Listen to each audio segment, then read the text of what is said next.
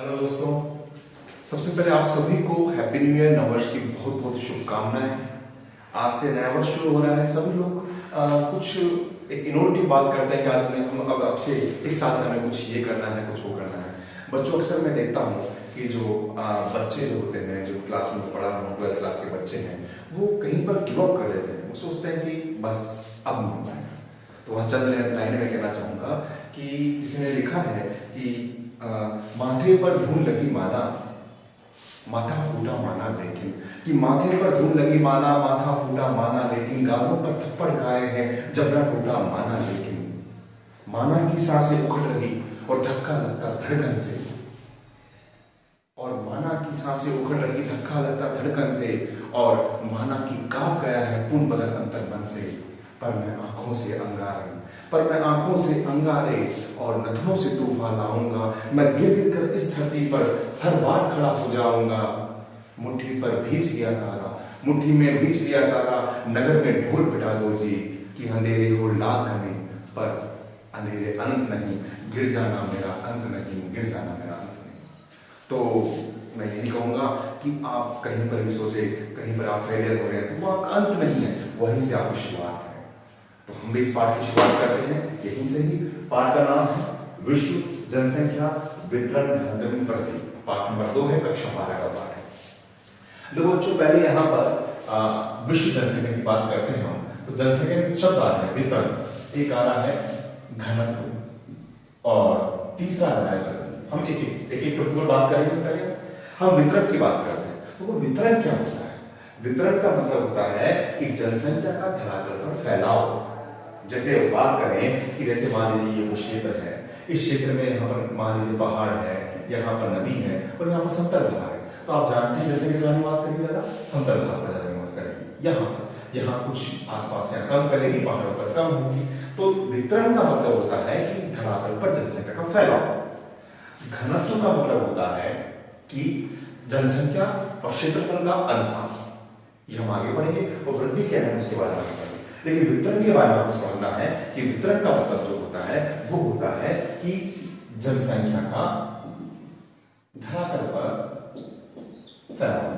हम सामान्य शब्दों में कह रहे हैं फैलाव। अब यहां पर हम बात करते हैं, हम बात शुरू करें, कुछ विद्वान हैं, जैसे बात करें हम पहले हम इसमें बात करते हैं, एक विद्वान है, उनका नाम है रोल्फे वॉल्डे इमर्सन। रोल्फे वॉल्डे इमर्सन। इन्होंने क्या कहा है, मैं आपको बता देता हूं। इन्होंने क्या कहा है? इन्होंने कहा है कि कोई भी देश स्वर्ण से, सोने से मजबूत नहीं बनता है, वो बनता है वहां की स्त्रियों और पुरुषों से, यानी वहां की जनसंख्या से मजबूत बनता है। तो यहाँ पर जनसंख्या को एक विशिष्ट रूप दिखाया, किसने दिखा है? रोल्फे वॉल्डे इमर्सन। इन्होंने कहा है कि कोई भी देश स्वर्ण से मजबूत नहीं बनता है, वो वहां के स्त्री और पुरुषों से मजबूत बनता है। दूसरे विद्वान आते हैं, उनका नाम है जॉर्ज बी क्रेसी। क्या नाम है उनका? George B Cressey. इनकी परिभाषा बहुत मोस्ट है, आप इसको इंपोर्टेंट भी कर सकते हैं। इन्होंने एशिया के संदर्भ में कहा, इसके संदर्भ में कहा एशिया के संदर्भ में। और एशिया के संदर्भ में क्या कहा है उन्होंने? एशिया के बारे में कहा है कि एशिया में बहुत कम स्थानों पर बहुत अधिक लोग और बहुत अधिक स्थानों पर बहुत कम लोग रहते हैं। समझ रहे हैं कि बहुत कम स्थानों पर बहुत अधिक लोग, यानी जहां पर आपका मैदान मिलेगा, जहां पर आपकी अच्छी मिट्टी मिलेगी, जलवायु मिलेगी, वहां पर बहुत अधिक लोग रह रहे हैं, और बहुत अधिक स्थानों पर बहुत कम लोग। ये इन्होंने कहा है जॉर्ज बी क्रेसी ने। दो आपके परिभाषा। अब हम इसमें आगे जो पढ़ने जा रहे हैं वो है जनसंख्या, विश्व जनसंख्या का वितरण। तो हम इसमें पढ़ रहे हैं कि जनसंख्या वितरण का आपका प्रश्न आता है कि विश्व में जनसंख्या वितरण का प्रारूप क्या है। और एक शब्द और आता है जहां पर आप कंफ्यूज होते हैं, स्थानिक प्रतिरूप क्या है? स्थानिक प्रतिरूप क्या है? स्थानिक प्रतिरूप क्या है? प्रारूप क्या है कि स्थानिक प्रतिरूप क्या है? इसके बारे में समझने से पहले कुछ हम नक्शे में बात करना चाहेंगे। आप देखिए,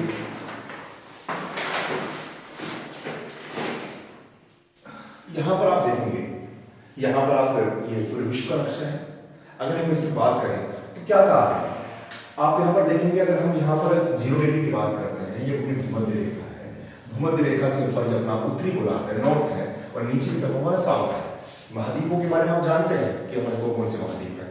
अब हम यहाँ पर बात करें, क्या कहा है उन्होंने? विद्वानों ने ये कहा है कि भूगोलविदों ने कहा है कि हमारे पूरे विश्व के तरफ देखें या पूरे क्षेत्रफल को देखें तो हमारे 90% जनसंख्या केवल 10% भूभाग पर रह रही है। तो मतलब क्या कहा है उन्होंने कि 90% जो जनसंख्या है वो कहाँ रहती है? 10% भूभाग पर रहती है। 10% भूभाग पर रहती है। कैसे? थोड़ा बहुत समझते हैं इसको। अगर आप भूमध्य रेखा की बात करें, इस भूमध्य रेखा के भूमध्य रेखा क्षेत्र की बात करें, तो बेटा यहाँ पर आप देख सकते हैं ना कि यहाँ पर क्या है, जलवायु बहुत कठोर है।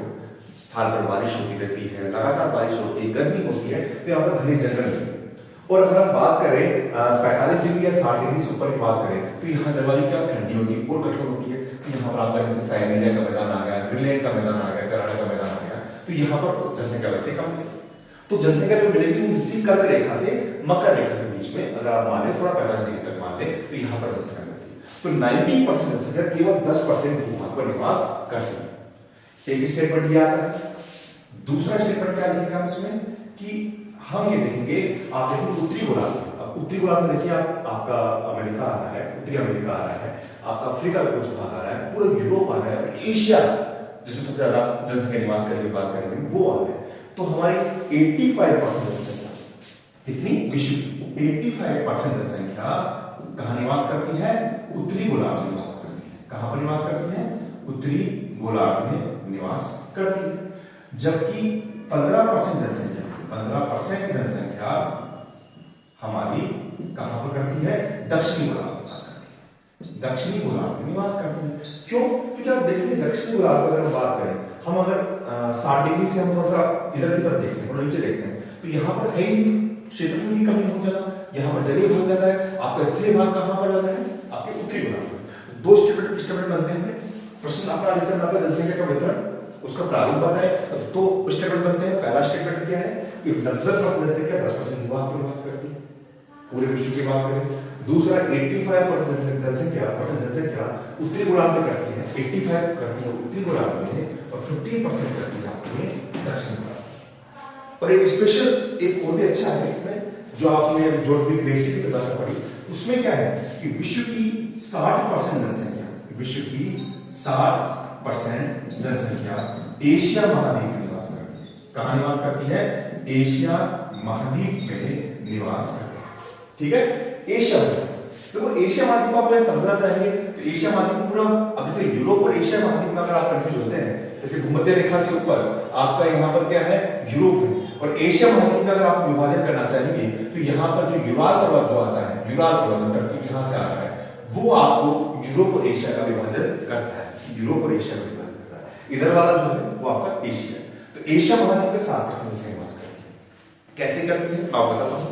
हम इसमें ये आपने समझ गया, पहला 90% जनसंख्या 10% भूभाग पर, 85% जनसंख्या उत्तरी गोलार्ध में, 15% जनसंख्या आपके दक्षिणी गोलार्ध में, और विश्व की 60% जनसंख्या एशिया महाद्वीप में निवास करती है। जो जॉर्ज बी क्रेसी ने भी कहा है कि एशिया में बहुत कम स्थानों पर बहुत अधिक लोग और बहुत अधिक स्थानों पर बहुत कम लोग रहते हैं, क्योंकि जनसंख्या का यहाँ पर भी क्या केंद्र है। उसको हम कैसे समझ सकते हैं कि अगर हम बात करें विश्व के टॉप, यानी विश्व के सबसे अधिक माप लगाता हूं जनसंख्या वाले देश, जनसंख्या वाले देश। ठीक है, देखिए एक बात मैं आपको कहूं, अगर आप भूगोल पढ़ रहे हो तो भूगोल बिना नक्शे के नहीं पढ़ सकते। आपके यहाँ पास में नक्शा होना चाहिए, स्कूल ऑफ ऑक्सफोर्ड का नक्शा होना चाहिए, एटलस होना चाहिए, कुछ भी होना चाहिए। अगर आप किसी भी देश को पढ़ें तो इतनी सी थोड़ी सी जहमत उठाइए कि आप नक्शे के पास जाइए, उसे देखिए। अगर नक्शे में आप देखेंगे तो उसके आसपास की चीजें देखेंगे और आपको जल्दी याद होगा। तो पहला अगर आप देश बात करें, पहले देश की बात करें तो वो है चीन। कौन सा है? चीन। चीन कहां पर है? चीन है आपका भारत से ऊपर, आपको पता ही है कि भारत से इसकी सीमा लग रही है, मैकमोहन सीमा है, आपको पता ही है, यह आपका चीन है। ठीक है, और चीन कौन से महाद्वीप में? अभी आपको बताया मैंने, यूराल पर्वत से पहले एशिया है, तो एशिया महाद्वीप। चीन कौन से महाद्वीप में है? एशिया महाद्वीप। दूसरा हमारा भारत, जो चीन से काफी करीब है। भारत आप जानते हैं, भारत यहां पर है। ठीक है, भारत की अगर बात करें, भारत उत्तरी गोलार्ध में पड़ता है, और अगर देशांतर के हिसाब से करें तो पूर्वी गोलार्ध में पड़ता है, क्योंकि देशांतर जो 0 डिग्री है उससे राइट हैंड में पूर्वी गोलार्ध और इधर होता है पश्चिम। तो भारत इसमें आता है एशिया। ये सामान्य सी चर्चा तो एक बार आपसे अगली कभी किसी क्लास में कर लेंगे, मुझे उम्मीद है आपको आता होगा। ये तीसरा पहले चीन हो गया, दूसरा आपका भारत हो गया, तीसरा आपका है यूएसए, यूनाइटेड स्टेट अमेरिका। ये आपको उत्तरी अमेरिका की बात कर रहे हैं, और आप इसको देख भी रहे हो, उत्तरी अमेरिका में ये भी येलो पार्ट है और ये भी येलो पार्ट है, तो ये दोनों ही यूएसए के भाग है। ये अलास्का है, देखो ये कंट्री एक ही है, लेकिन आधा पार्ट यहां पर है, आधा पार्ट वहां पर है। ये भी यूएसए है, ये भी यूएसए। ये आपके 3rd नंबर पर आता है, और ये कौन से भाग में पड़ता है? North America. 4th आपके आता है जो सर्वाधिक द्वीप है, सर्वाधिक द्वीपों का समूह, बिखरे हुए द्वीपों का समूह है आपके भारत से। यहाँ पर जलीय भाग के अंदर देखेंगे आप हिंद महासागर के पास में, ये वाला भाग जो आपके ये सुमात्रा है, बोर्नियो है, ये वाला भाग जो इंडोनेशिया। कौन सा है? इंडोनेशिया। इंडोनेशिया भी एशिया में आता है, बांट सकता है इसको दक्षिणी पूर्वी एशिया, दक्षिणी पूर्वी एशिया में। एशिया को एक भाग आता है इंडोनेशिया, ये भी कहां पर आएगा? आपके एशिया। अब आप यहां पर, जैसे मैं यहां जा रहा हूं, इंडोनेशिया में जा रहा हूं, तो मैं इंडोनेशिया में मलेशिया को भी देख रहा हूं, साथ में मैं यहाँ पर ऑस्ट्रेलिया को भी देख रहा हूं। इसलिए मैं कह रहा हूं कि अगर भूगोल में आप किसी भी पार्ट को पढ़ें, किसी भी देश को नाम दें, तो उसको नाम लेने के साथ उसको नक्शे में देखें। तो आपका इंडोनेशिया है, ये भी कहां पर आपका? इंडोनेशिया भी कहां पर आपका? एशिया में। फिर अगला आता है 5th पे देखा हूं आपको ब्राजील। 5th पर कौन सा है? ब्राजील। ब्राजील कहां पर है? ये देखिएगा दक्षिण अमेरिका में है। दक्षिण अमेरिका में ये वाला पार्ट, जो ये येलो वाला जो पार्ट आ रहा है, हाँ ये वाला जो पार्ट है, ये ब्राजील में है। और ब्राजील कहां पर है? दक्षिण अमेरिका। ये कहां पर है? दक्षिण अमेरिका। ब्राजील कहां पर आपके? दक्षिण अमेरिका। ब्राजील के बाद में 6th पर आता है पाकिस्तान। पाकिस्तान भारत का पड़ोसी, ये जो पश्चिमी भाग में है भारत के, पाकिस्तान, ये भी किसमें है? एशिया। फिर 7वां जो आपका आता है वो है पाकिस्तान का नाइजीरिया। क्या नाम आता है उसका? नाइजीरिया। नाइजीरिया कहां पर है? आप अफ्रीका में आएंगे, आप देखिए यहाँ नाइजर है, नाइजर के नीचे नाइजीरिया है, कंट्री ना हो, गल्फ ऑफ गुयाना के अंदर है, उसके पास में है नाइजीरिया। और नाइजीरिया जो है वो आपको कहता है अफ्रीका। ठीक है, आपकी नाइजीरिया हो गया। अब आपका 8वां जो है वो है बांग्लादेश। बांग्लादेश कहां पर है? जो पाकिस्तान का एक हिस्सा था, जो अपने ये बांग्लादेश आपका यहां पर, ये बांग्लादेश है, ये भी एशिया में आता है। 9वां है रूस। रूस देश को आप देखकर कह सकते हैं कि विश्व की जनसंख्या जो आप कहते हैं कि 90% जनसंख्या केवल 10% भाग पर, भूभाग पर निवास करती है, वो आप रूस से समझ सकते हैं, क्योंकि रूस क्षेत्रफल के हिसाब से विश्व का सबसे बड़ा देश है। आप देख सकते हैं सबसे बड़ा देश है, लेकिन जनसंख्या के हिसाब से नंबर 9 पर आ रहा है। इससे या कह सकते हैं, अगर कहीं क्वेश्चन आए तो आप उसका ले सकते हैं, इस तथ्य से हम बता सकते हैं कि विश्व की 90% जनसंख्या 10% भूभाग पर निवास करती है, यानी रूस के अंदर कुछ काम भूभाग पर करती है, क्योंकि साइबेरिया का जो पूरा बेल्ट है वो बिल्कुल जनसंख्या पर बहुत कम निवास करती है। तो रूस है आपका, ये थोड़ा सा यूरोप में भी आता है, थोड़ा सा एशिया में आता है, इसको यूरेशिया कह सकते हैं, यूरेशिया। और 10वां आपका मैक्सिको।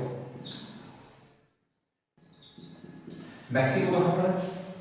अमेरिका के नीचे, और ये वाला जो भाग है वो मैक्सिको है, उत्तरी अमेरिका का है, और ये मैक्सिको है, उत्तरी अमेरिका। तो देखो आपने अपने 10 देश की, 10 देशों में आपने देखा होगा, अगर हम एशियाई देशों की बात करें तो वो चीन भी एशिया में है, भारत भी एशिया में है, इंडोनेशिया भी एशिया में है, पाकिस्तान भी एशिया में है, बांग्लादेश भी एशिया में है। यानी आप अगर देखेंगे तो आपके 5 या 6 आपके जो देश हैं, ये देखिए 1 2 3 4,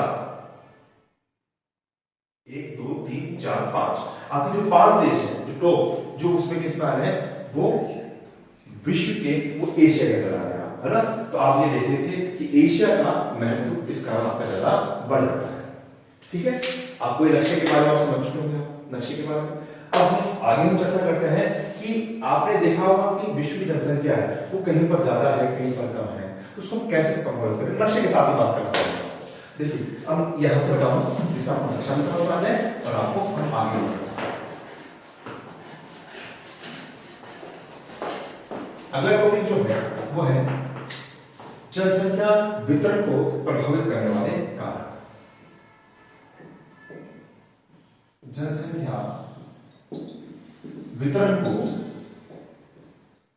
प्रभावित करने वाले कारक।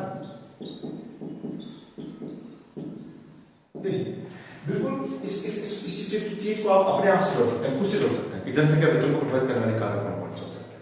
हम कहाँ रहना पसंद करते हैं, अगर मैं कुछ कारण के बारे में आपसे पूछूंगा, अगर मैं कुछ कारण के लिए पहला कारण लेता हूं भौगोलिक, जो फिजिकल कारण, भौगोलिक कारण, आप समझना भौगोलिक कारण। और भौगोलिक कारण में जो मैंने पहला लिया वो लिया जल की उपलब्धता। तो मुझे बताइए आप कहाँ रहना पसंद करेंगे, जहां जल आपको आराम से मिल जाएगा, आपके पीने के लिए जल मिल जाएगा, आपके पशुओं के लिए जल मिल जाएगा, आपको नहाने के हिसाब से जल मिल जाएगा, वहीं पर रहना पसंद करेंगे। और हम अगर पूरे विश्व का निरीक्षण करें, अगर हमारी सभ्यताओं का विकास करें, तो अगर हमने सिंधु घाटी सभ्यता का विकास होता है तो वो भी सिंधु नदी के पास में होता है। अगर हम बात करें कि मिस्र की सभ्यता का जो होता है तो वो भी नील नदी के पास में होता है। अगर हम गजला फरात की नदियों का बात करें जो इराक ईरान में होती है, मेसोपोटामिया सभ्यता की बात करें तो वो भी नदी घाटी के पास होता है। यानी जल की उपलब्धता किसी भी समय में, जब प्राचीन काल की बात करें चाहे आज की बात करें, जनसंख्या के वितरण को प्रभावित करती है, यानी जनसंख्या वहां रहना पसंद करती है। उदाहरण आप दे सकते हैं सभ्यता, बात समझ रहे हैं? मैं आपको कौन सी लिखा हुआ है। दूसरा जो आप आता है भूअगत। भूअगत का मतलब मुझे बताइए, आप कहां रहना पसंद करेंगे, पर्वत पर रहना पसंद करेंगे, मरुस्थल में रहना पसंद करेंगे, ये सामान्य धरातल पर, यानी जो समतल धरातल पर रहना पसंद करेंगे, समतल धरातल पर रहना पसंद करेंगे, क्योंकि आपको परिवहन की सुविधा मिलेगी वहां पर। जैसे नदियों की जो ड्राई मिट्टी है, अच्छी मिट्टियां होगी, उपजाऊ मिट्टी होगी। इसका उदाहरण आप समझ सकते हैं आप भारत से। भारत में आप देखेंगे हिमालय का क्षेत्र है या दक्षिणी भाग में, पठारी भाग में, वहां पर जनसंख्या कम है, जो उत्तर का विशाल मैदान है, जहां नदियों ने, गंगा की नदी ने पूरा एक उपजाऊ मिट्टी का जाल बिछा दिया है। आप यूपी को ले सकते हैं, आप बिहार को ले सकते हैं, आप पश्चिम बंगाल को ले सकते हैं, आप इसके अंदर मध्य प्रदेश का कुछ हिस्सा ले सकते हैं। ये जो यहाँ पर जनसंख्या ज्यादा पाई जाती है, तो यानी भू आकृति की जनसंख्या वितरण को प्रभावित करती है। ये आप उदाहरण दे सकते हैं भारत के संदर्भ में। विश्व के संदर्भ में उदाहरण देंगे आप तो आप इसमें कह सकते हैं कि जैसे आपके जो पर्वतीय क्षेत्र है, जैसे मान लीजिए आपके यहाँ पर क्या है, रॉकीज है, यहाँ पर एंडीज है, तो इन पर्वतों पर आपको जनसंख्या कम मिलेगी। जनसंख्या कम मिलेगा, धरातलीय जो धरातल होगा वहीं पर मिलेगी। सी आपका है जलवायु। जलवायु प्राचीन काल से देख रहे हैं कि जलवायु के अंदर आप देख सकते हैं कि मनुष्य कठोर जलवायु में रहना पसंद नहीं करता, जो अनुकूल जलवायु होती है वहीं पर रहना पसंद करता है। और इसी कारण मैंने आपको जो रूस का नाम लिया था, रूस का साइबेरिया का क्षेत्र पूरा निर्जन पड़ा हुआ है। आपके अंटार्कटिका का जो क्षेत्र है वो पूरा निर्जन पड़ा हुआ है जलवायु के कारण। आपकी जलवायु के कारण ही भूमध्य रेखीय जो 0 डिग्री आपके यहाँ पर, वो क्षेत्र भी वहां पर आपको जनजाति नहीं मिलेगी, बाकी लोग वहां पर निवास नहीं मिलेंगे, क्योंकि वहां पर कठोर जलवायु है। जनसंख्या मिलेगी आपको 10 डिग्री आपके उत्तरी या दक्षिण अक्षांश से लेकर 45-50 डिग्री तक, वहां पर आपको जनसंख्या मिलेगी। न तो 60 से ऊपर मिलेगी, कम मिलेगी और नीचे मिलेगी। तो जलवायु मतलब आप ये कह सकते हैं समशीतोष्ण, यानी उष्ण कटिबंधीय और शीतोष्ण कटिबंधीय, समशीतोष्ण क्षेत्र में जनसंख्या रहना पसंद करती है, वहां पर उनका बसाव होता है।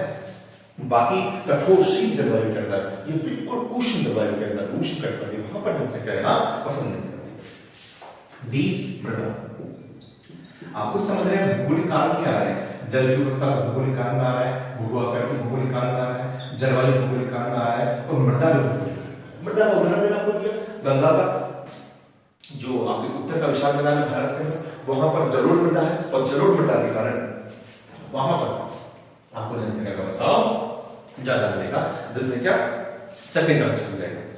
जनसंख्या वितरण, अब एक टॉपिक पढ़ेंगे जनसंख्या घनत्व। मैं आपको बता दूं जनसंख्या घनत्व को भी यही तथ्य प्रभावित करेंगे। क्यों करेंगे? क्योंकि वितरण घनत्व का मतलब है कि जनसंख्या रहना पसंद कहां करती है, तो वही तथ्य प्रभावित करेंगे, मृदा या भौगोलिक कारक। दूसरा दूसरा जो कारक है वो आर्थिक कारक। वो कौन सा है? आर्थिक कारक। आर्थिक कारक है, मैं इधर सीधा यहां से पढ़ा लेता हूं। आर्थिक कारक जो पहला है वो आपका है खनिज।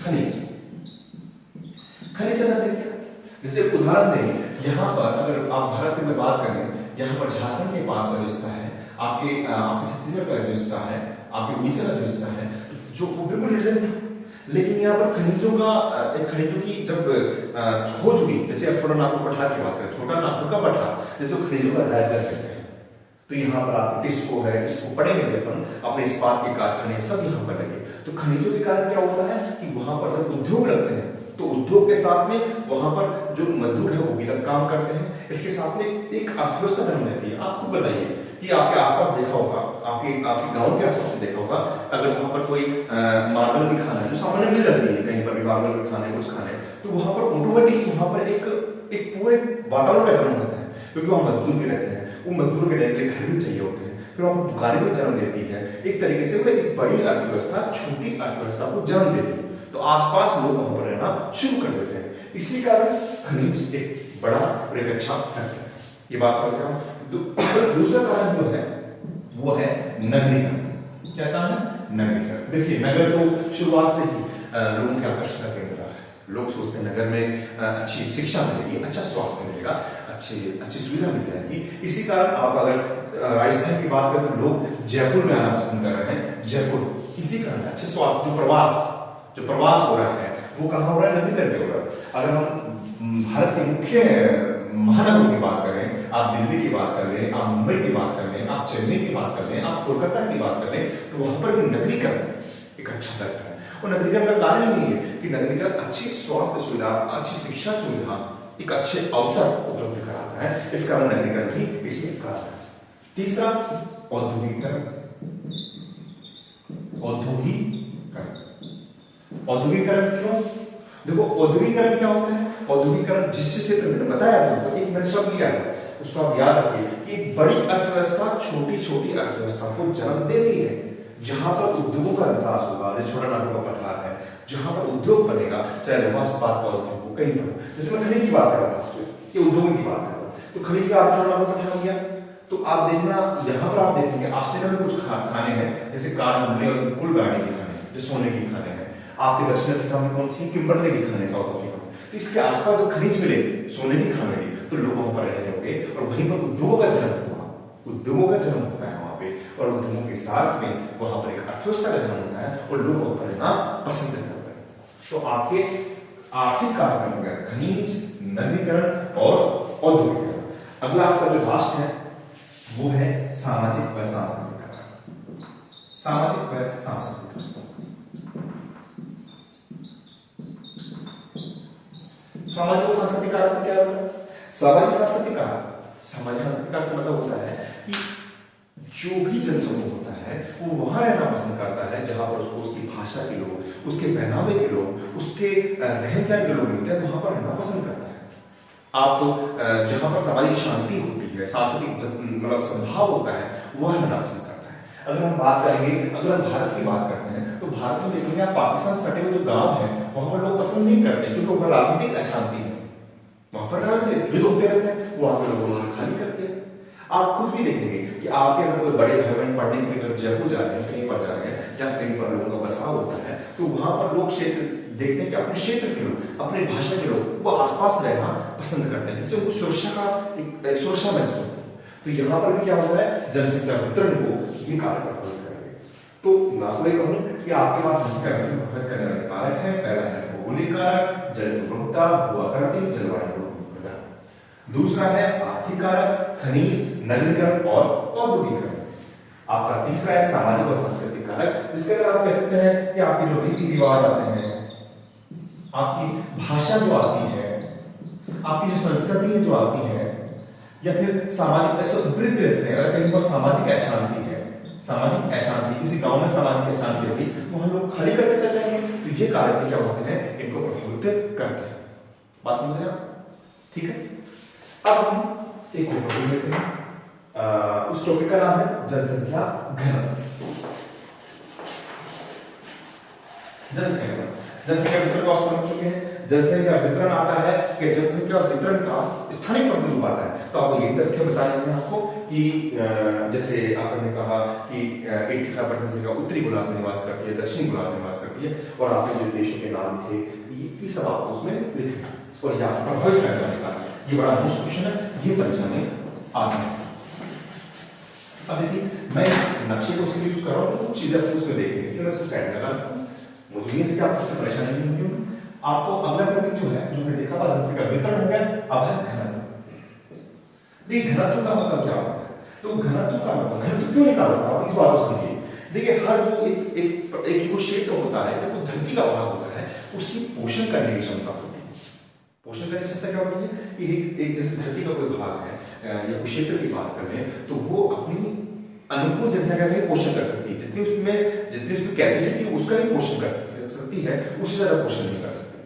अब वो पता कैसे पड़ेगा, वो पता पड़ेगा जनसंख्या घनत्व से कि उस क्षेत्र में कितने लोग निवास कर रहे हैं। तो जनसंख्या घनत्व क्यों क्या होता है, ये होता है अगर बात करें जैसे मैंने बताया था जनसंख्या वितरण होता है क्षेत्रफल यानी जनसंख्या का धरातल पर फैलाव, तो ये होता है जनसंख्या का क्षेत्रफल धरातल पर अनुपात, जनसंख्या का धरातल पर अनुपात। ठीक है, तो इसमें हम कुछ इसमें सूत्र भी ले सकते हैं, आप इसके अंदर ले सकते हैं कि जैसे बात करें जनसंख्या घनत्व क्या होता है, तो जनसंख्या घनत्व जो है वो होता है किसी भी क्षेत्र की यानी किसी क्षेत्र की जनसंख्या बटे क्षेत्र का यानी किसी क्षेत्र का क्षेत्रफल। ये क्या होता है, जनसंख्या घनत्व होता है। क्या होता है, घनत्व होता है। इसको एक उदाहरण से समझते हैं।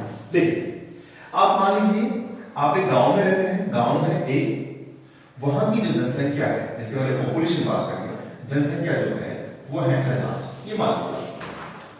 तो उसका क्षेत्रफल कितना है, क्षेत्रफल मान लीजिए आप मान लीजिए 10 वर्ग किलोमीटर है। कितना है, 10 वर्ग किलोमीटर है। तो आप क्या करेंगे, यहां पर क्षेत्रफल जो निकालेंगे, जनसंख्या घनत्व निकालेंगे, वो होगा जनसंख्या घनत्व बराबर क्षेत्र की जनसंख्या यानी 1000 बटे क्षेत्रफल यानी 10 से 10 काट देंगे, यहां आ जाएगा 100। तो क्या 100 जनसंख्या घनत्व है, नहीं। जैसे हम बात करें कि आप कहीं पर गए और हम बोलेंगे आज मैं आलू लेकर आया हूं 2, या कोई चावल लेकर आया हूं 2 चावल, आपको इकाई यूज करनी पड़ेगी, यूनिट यूज करनी पड़ेगी। वैसे जनसंख्या घनत्व यूनिट 100 नहीं है, आपको लेना 100 व्यक्ति प्रति वर्ग किलोमीटर, 100 व्यक्ति प्रति वर्ग किलोमीटर। इसका मतलब उस जो 1 वर्ग किलोमीटर में 100 लोग रह रहे हैं, कितने लोग रह रहे हैं, 100 लोग रह रहे हैं। तो वहां से हमारी योजनाएं तय होती है। आपसे ये पूछा रास्ता है जनसंख्या घनत्व क्यों बना, जनसंख्या घनत्व इसलिए बना कि हमको क्षेत्र की पोषण की क्षमता का पता लगना है कि उस क्षेत्र पर कितनी जनसंख्या निवास कर रही है, उस हिसाब से उनकी योजनाएं बनती है। आप लोगों को जो आप समझ लोगे। इसमें आखिरी आप ले लीजिए कि जनसंख्या जो घनत्व है इसके अंदर बात करें तो हमारे महाद्वीपों के हिसाब से बात करें कि महाद्वीप, तो नंबर 1 जो महाद्वीप आता है वो आता है एशिया। मैं पूरा बता चुका हूं, एशिया गोलार्ध से वाला भाग आ गया, आपका पूरा रूस आ गया, आपका कजाकिस्तान मंगोलिया आ गया, चाइना आ गया, भारत पाकिस्तान आ गया, आपका ईरान आ गया, है ना, ये सब पूरा आपका उसमें एशिया। इसका जनसंख्या घनत्व है 146 व्यक्ति प्रति वर्ग किलोमीटर। दूसरा आपका आता है अफ्रीका, दूसरा कौन सा आता है आपका अफ्रीका। अफ्रीका का कितना है 43, कितना है 43। तीसरा जो आपका आता है वो आता है लैटिन अमेरिका। तो लैटिन अमेरिका का जनसंख्या कितना है 32। अब बात आती है लैटिन अमेरिका क्या है, अब समझते हैं लैटिन अमेरिका क्या है, उत्तरी अमेरिका, दक्षिण अमेरिका। ये जो बीच का जो मध्य अमेरिका बच गया, तो मध्य अमेरिका को अगर अपन दक्षिण अमेरिका में मिला लेते हैं, लैटिन अमेरिका का मतलब होता है मध्य अमेरिका प्लस दक्षिण अमेरिका, लेकिन सभी देशों को मिला देंगे तो लैटिन अमेरिका में हम आए। उत्तरी अमेरिका में बिल्कुल अलग हो गया। फिर इसके बाद में आपका आता है नॉर्थ अमेरिका यानी उत्तरी अमेरिका, उत्तरी अमेरिका जिसका आता है 20। और देखो हम इसमें भी बात करेंगे बेटा, आपको देशों के नाम भी करवाएंगे। जैसे उत्तरी अमेरिका में एक दिन एक क्लास में कराएंगे कितने देश है, मुश्किल से कितने देश है, आपका कनाडा है, अमेरिका है, इज इक्वल है। तो उन देशों के नाम बने होते हैं कम देश, आपको सबसे ज्यादा देश अफ्रीका में मिलेगा, बाकी महत्वपूर्ण देश नहीं। आखिरी जो आ रहा है आपको उत्तर अमेरिका के बाद में जो आखिरी आ रहा है वह ओशिनिया। ओशिनिया, ओशिनिया महाद्वीप, जिसमें पांच ये सब क्या है, 5 व्यक्ति प्रतिवर्ग यूनिट। अब ओशिनिया क्या है, ओशिनिया जो है किसे कहा गया है, जैसे यूरेशिया यूरोप प्लस एशिया को कहा गया है, तो ओशिनिया कहा गया है Australia plus New Zealand. Australia plus New Zealand, Australia और न्यूजीलैंड यहाँ, मतलब वहां पढ़ते बढ़ते जाइए, आप नक्शे पर भी देखिए कि ऑस्ट्रेलिया कहां पर है, उसके साथ में कुछ और चीजें भी दिखेगी, तो आप देखेंगे ऑस्ट्रेलिया और न्यूजीलैंड। ठीक है, तो देखिए आज हमने क्या पढ़ा, मैं पुनः रिकॉल करता हूं। हमने पढ़ा जनसंख्या और वितरण पढ़ा, जनसंख्या वितरण के अंदर पढ़ा कि भाई हमने वर्ल्ड यूनिवर्सल की परिभाषा पढ़ी, जो सोने से संबंधित, स्वर्ण मजबूत नहीं होता, स्त्री पुरुष मजबूत करते हैं देश को। जॉर्ज ग्रेसी ने बताया, एशियन के बारे में बताया, जनसंख्या वितरण का स्थानीय प्रारूप बताया, इसमें बताया 85% जनसंख्या उत्तरी गोलार्ध में रहती है, केवल 50% जनसंख्या दक्षिण गोलार्ध में रहती है, विश्व की 60% जनसंख्या रहती है आपके एशिया महाद्वीप में रहती है। हमने जो विश्व के टॉप 10 देश देखे उसमें देखा कि 6 या 5 अपने देश हैं वो कहाँ के हैं, अपने एशिया के हैं। हमने जनसंख्या वितरण को प्रभावित करने वाले कारक देखे, उसमें भौगोलिक कारक देखे, उसमें जल की उपलब्धता देखी, हमने मृदा देखी, हमने जलवायु देखी, हमने भूआकृति देखी, हमने उसके बाद में आर्थिक कारक देखे जिसमें हमने नगरीकरण देखा, हमने उसके अंदर खनिज देखा, औद्योगिकरण देखा, समय साझा का कारक देखा। जनसंख्या घनत्व पढ़ा, इसका मतलब होता है धरातल पर उसका अनुपात, कौन निकालता है उस क्षेत्र की पोषणता का माप करने के लिए, और फिर आपने सूत्र देखा किस क्षेत्र की जनसंख्या बटे किस क्षेत्र का क्षेत्रफल, सूत्र जरूर आता है कि जनसंख्या का क्षेत्रफल। मुझे उम्मीद है आपको ये क्लास पसंद होगी, आई होगी, और आप इसी रुचि के साथ पढ़ते रहिए, और नेक्स्ट क्लास लेकर मैं जल्दी ही आपके पास आऊंगा। अगेन आपको नए वर्ष की बहुत बहुत शुभकामनाएं। ओके।